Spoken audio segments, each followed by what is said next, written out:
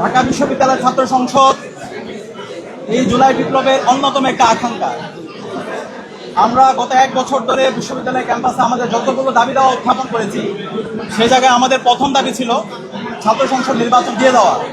ইতিমধ্যে ছাত্র সংসদ নির্বাচনের আনুষ্ঠানিকতা শুরু হয়েছে এবং আমরা প্রত্যাশা রাখি এই ছাত্র সংসদ নির্বাচনের মাধ্যমে আগামীর বাংলাদেশের নেতৃত্ব তৈরি হবে এবং সেই নেতৃত্বে যারা বিজয় হবে আমরা তাদেরকে ওয়েলকাম জানাবো।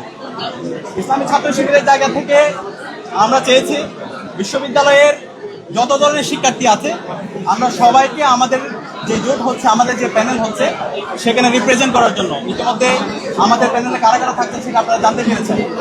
জুলাই বিপ্লব যখন হচ্ছিল তখন কিন্তু আমরা প্রত্যেকের পরিচয় ভুলে গিয়ে ফেসিবাদের বিরুদ্ধে ঐক্যবদ্ধভাবে আমরা আন্দোলন করেছিলাম।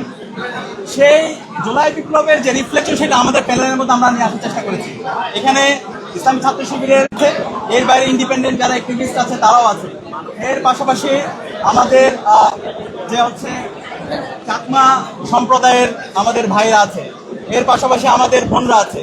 তো আমরা চেয়েছি একটা ইনক্লুসিভ প্যানেল। তো আমরা আশা করছি আমরা যে প্যানেল করেছি এবং শিক্ষার্থীরা আমাদের অন্যান্য যে বন্ধুপ্রতিম ছাত্র সংগঠন এবং ইন্ডিপেন্ডেন্ট অ্যাক্টিভিস্টরা যে প্যানেলগুলো করছে সব মিলে আমাদের যে নির্বাচন হতে যাচ্ছে সেটি একটি প্রাণবন্ত নির্বাচন হতে যাচ্ছে ইনশাআল্লাহ।